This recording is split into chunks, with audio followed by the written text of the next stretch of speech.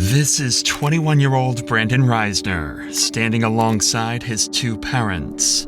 For the last 6 hours, Brandon has been on the run from police after brutally killing his best friend. Keep going. You jumped the fence. Headed back towards Collingwood. And as Brandon's parents learn their son is an alleged killer, all they can do is pray as they patiently wait for their son's fate. Rachel, Jeremy, if y'all can have a seat out here. Would you like to talk in private?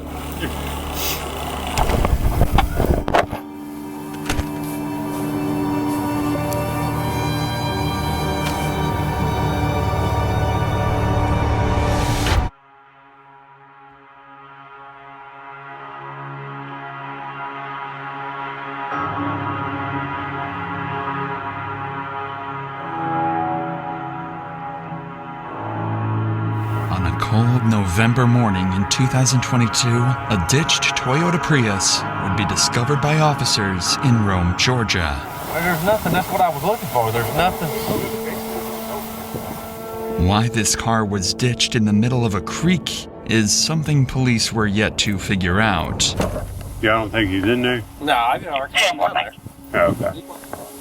Son's name's Aaron Davis. Supposed to be coming to Rome to see some friends and going to Alabama to see his girlfriend. I don't think he made it there. Nah. I wonder where why his car's down there. Crazy thing is, there's nothing. I mean, there was no acceleration. It's almost like it just rode off in there or something. yeah. Did it go all the way up in park or something? Yeah, I mean, there's lights on like it's, but it ain't running. I rode over here to see what was going on. He was down there changing out the trash.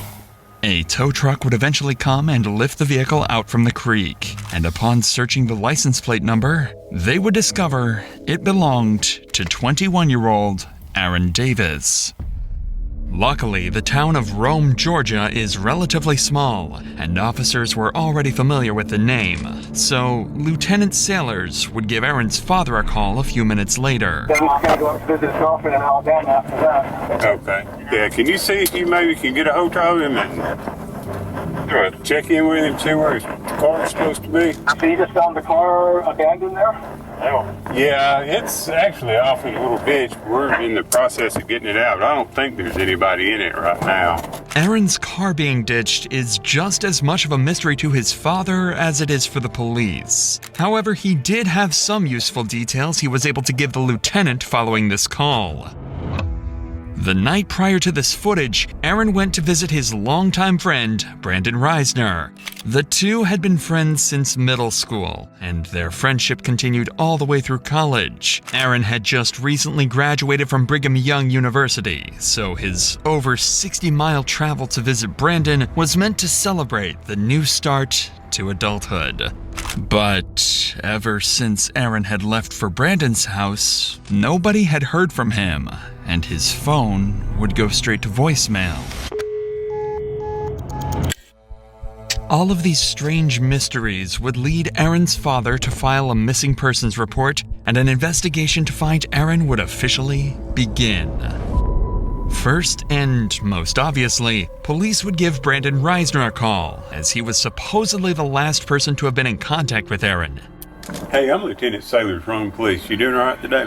Yes, I am. I'm looking for my friend right now. Yeah, that's what I was calling about. You hadn't heard from him? I have not. I've tried calling him and it's just gone straight to voicemail, and I heard he was at Heritage Park, so that's where I'm at right now, so I'm looking around. Do you guys know where the car was? Yeah, it was in a ditch over there. When's the last time you saw Aaron? I saw him last night. About what time? Well, we started drinking around like 12, noon. He started throwing up pretty bad. He told me to leave him alone. I guess I woke up around like 1 or 2 a.m.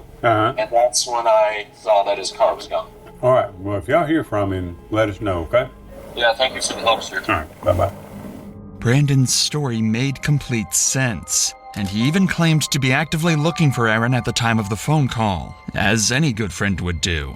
It seemed like Brandon was clearly the person they needed to speak to further in order to get to the bottom of Aaron's disappearance. So a few hours later, they showed up, unannounced, at Brandon's house to get more answers about what happened the night before, this time face to face. Hey, what's going on? I'm Officer Grant with the Rome Police Department. We're following up on all this. Can you walk me through what's going on? Just make sure we're all on the same page. We started drinking around 12 yesterday. Yeah, it's you and Aaron, right? Yeah, me and Aaron. Okay. Anyone else with you guys? And we went to some bars, and I had bought some red wine. Yeah. And came back here, started drinking red wine. He doesn't drink too often, so Yeah. he had gone upstairs and was just puking everywhere to the toilet. It was like standing up and puking for some reason. I went downstairs and he told me that he doesn't need any help. I went downstairs, dropped a bottle, cut my pinky, and I went to the urgent care this morning, took a shower, went to bed. Okay. And then woke up 1 to 2 a.m. and his car was gone. Despite Brandon's strange demeanor, Aaron's actions last night connect with the ditched car and lack of response for the last 12 hours. If Aaron was a light drinker and got heavily intoxicated, who knows what he could have done while completely by himself. So, how long have you and Aaron been friends? We met when I was in 5th grade. Okay. And then we became more like close friends, I'd say, like around freshman year. We're still trying to find him. I don't know. You know, he may just be staying at a hotel, sleeping off whatever happened last night. Yeah. It doesn't necessarily mean he's in danger or anything like that. Do you have any problem with us checking inside the house? No problem at all? No ferocious iguanas or anything? No. You never know, man. People have all kinds of pets. The officer would search the house and find some interesting discoveries. Several doors would be locked, specifically the door leading to Aaron's room, where he supposedly threw up several times. This was strange, so Brandon would be called inside to help get them up to Aaron's room. Do you mind coming in here with me so you can just show me where I'm going and all that? Yeah. This makes it a little bit easier. The bathroom is up there that he was up checking in. I got you. Oh, Lord. Is that what's in the laundry right now, I guess? Okay. Officers would notice a strong chemical smell coming from the room and find excessive amounts of cleaning supplies. But all of that would mean nothing compared to what they found next.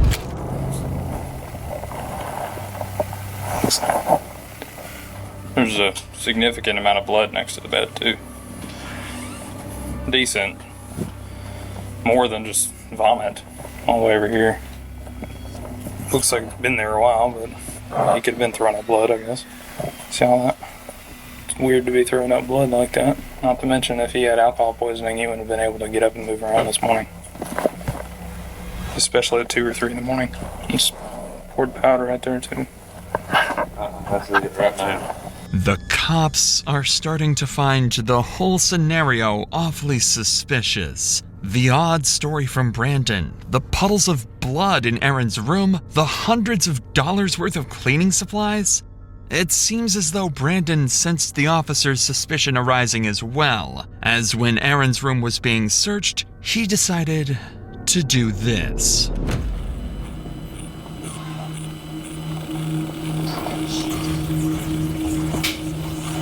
Oh, my knees.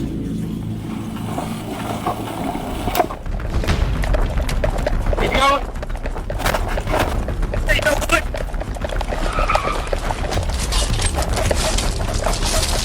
Now.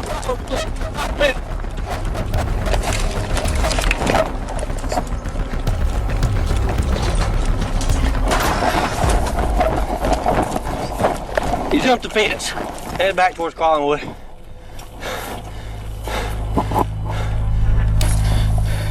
Somewhere between LaPorte and Eastside, gonna be in these houses. Go up to the house, get in the backyard. Okay. Possible 1043 suspect. Get back on the ball. Run back towards 8. Give me more units.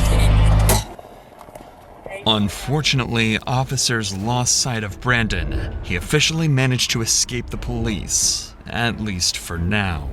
Desperate for any leads that might aid in finding Brandon, police began going door to door around the neighborhood, questioning witnesses who might have caught a glimpse of where he had fled. During this effort, one officer encountered a neighbor who happened to be on a call with Brandon's father, Jeremy. Quickly, the officer took the phone to speak with him directly. Hey, sir, I'm Lieutenant Sailor from Police. Hi, I'm Jeremy Risner, the homeowner, Yes, and my Brandon's father. Yeah, we're probably going to need to talk to Brandon. Do you know where he is? No, I thought he was still at home. Now, earlier we had told him maybe drive around the areas where they normally hang out and try to look for him, for Aaron. Okay, we'll keep trying to get hold of him. We're still about an hour away, working our way there. Even Jeremy was clueless regarding Brandon's whereabouts, and seemingly so was everyone else, as an entire hour would go by with Brandon nowhere to be found.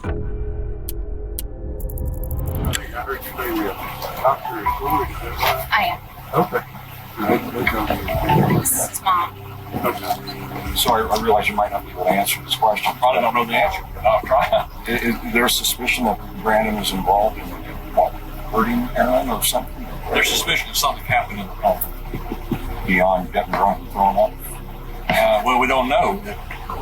They're lifelong friends. We called back after the boy's mom called us.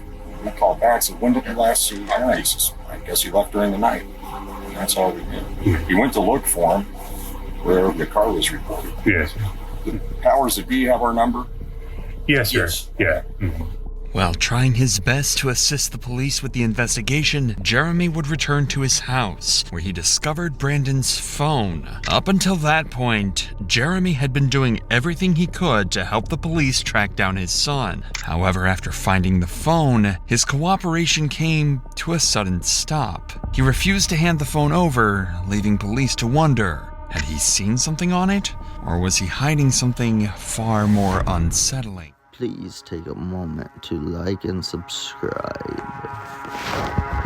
Let's get back to Jeremy, who would go on to discover Brandon's phone while searching around the house. This was a huge discovery for the investigation, as it could help trace where Brandon could have gone off to. But unfortunately, Jeremy was unwilling to give up the phone to cops until he could better understand the situation. After all, Brandon is his son, and he is innocent until proven guilty. So giving up the phone could be a tragic mistake.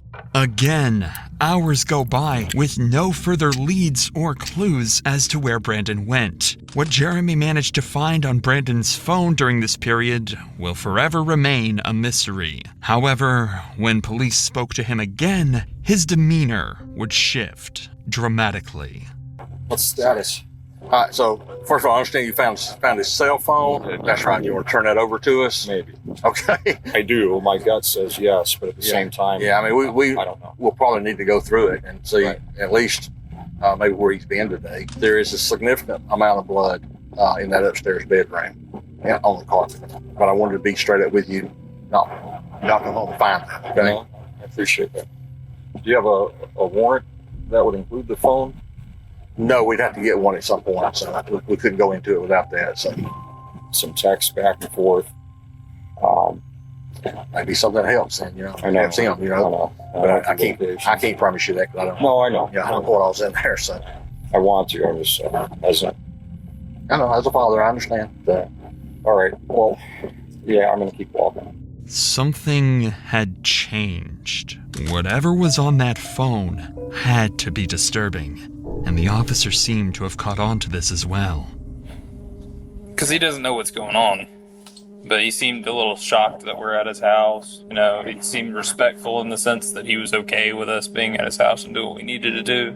I couldn't really get a feel for him. He may just be covering for his kid. He's gotta be. Him having the phone and not being shattered tells me that his son handed it to him. So he found the phone, tells us that he found the phone, but doesn't want to give it to us without searching it. Text messages not there. Probably. He was telling Randy that there were texts in there about him asking for if anyone had seen Aaron. I wonder if those texts were sent since we've been here, though. These officers were spot on with their theory. On the phone, Brandon would leave an array of horrifying notes, such as, his scream became a gargle as he swallowed his tongue. I like dark places where my mind melts. It feels so good and I feel so cool. My brain's a waterfall running out of my nose like drool. I can turn myself on in the blink of an eye. They notified me as the smartest man alive. Additionally, he would leave a to-do list following the murder of Aaron.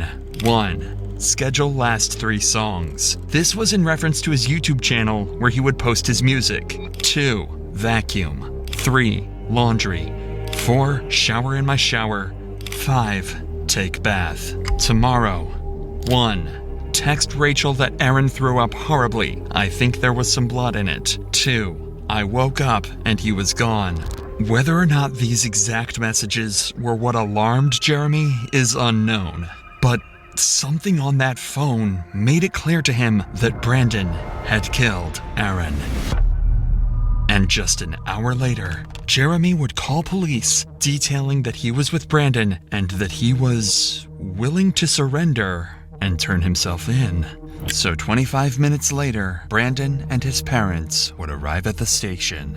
You're with Brandon. Rachel. Jeremy. Thank you.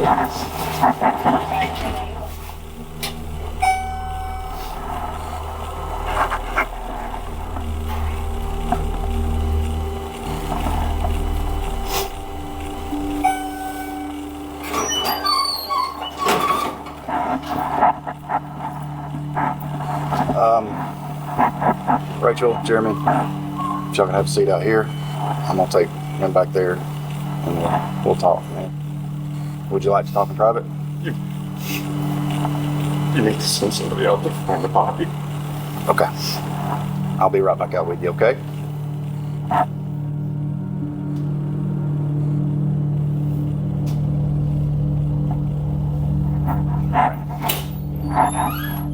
Anything in your pockets that I need to know about?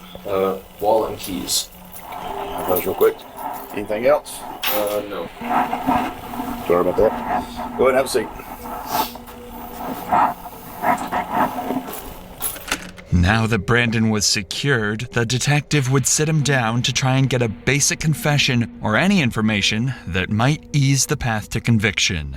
Alright, like I was saying, I'm Detective York. I work here at the wrong PD, of course. Detective York, yep, that's me. So before we get started, got some paperwork you gotta fill out. The detective would start the interview by getting Brandon's basic information and contact addresses. So I'm gonna read you some stuff before we get started, okay? You have the right to remain silent. You have the right to talk to a lawyer for advice before you are asked questions and have him with you during questioning. I would like a lawyer. You would like a lawyer, okay. Alright, sit tight for just a minute. Brandon was smart. He knows nothing he says in the interrogation room will go on to help him in court, so he decides to keep his mouth shut.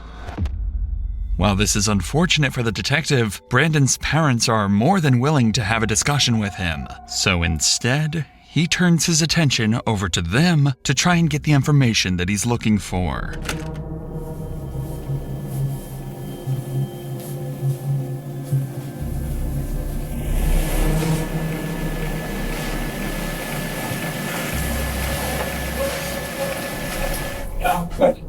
Thank you.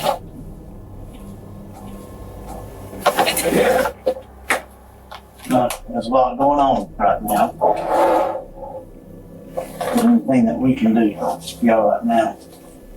Need you back in 5. I can take you out. Try to show you.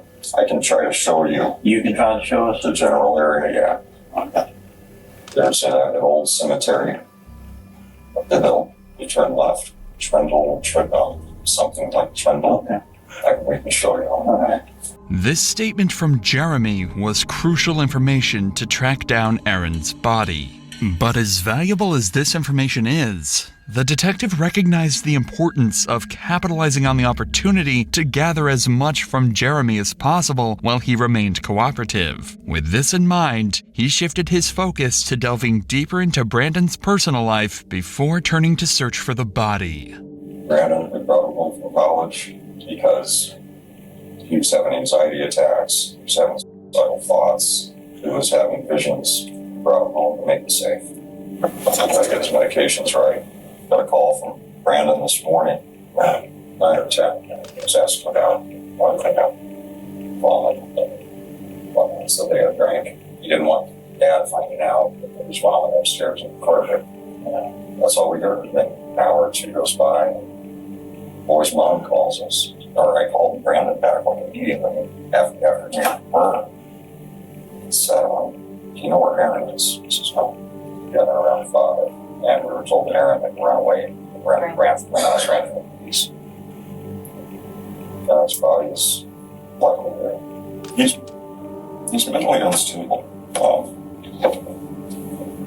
He has Tourette's ever since he was a kid, diagnosed as a kid. And with that comes OCD, and people say they have OCD all the time, they don't understand. And so they live with that. This raises the possibility that his actions may have been influenced by mental instability. However, it's important to consider the context. Jeremy's statements could be an attempt to have Brandon plead insanity in court. Therefore, it's essential to approach these claims with a grain of salt, as they may not fully reflect the reality of the situation. Regardless, police now had an approximate location of where Aaron's body should be, so all hands went on deck to search the cemetery Jeremy had described. Aaron was found buried in the cemetery, behind a secluded area in the back of the property. Even worse was that his body was wrapped inside the very sheets he slept on in Brandon's house. The speculation had come to an end. Brandon Risner was a cold-blooded murderer. Right after this discovery, Brandon was placed under arrest for the murder of Aaron Davis and transported to the local prison. But the cops found his behavior very unconventional.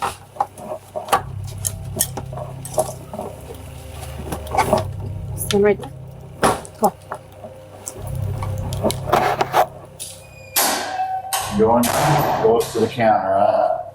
Let them follow their instructions. This is his property. You got ID in here if you want to. For me? No, we're talking to him. Oh. You got your ID in there. Oh, yeah. Officers stated that Brandon remained eerily calm while being transported and seemed completely unfazed by the entire situation. And while Brandon had been successfully captured and the case had seemingly came to a successful conclusion, officers had one tragic duty to complete before the end of the day: break the news to Aaron's parents that their son had been murdered. I'll answer many questions here. I don't know a whole lot because I've been here doing a lot of research. Be specifics.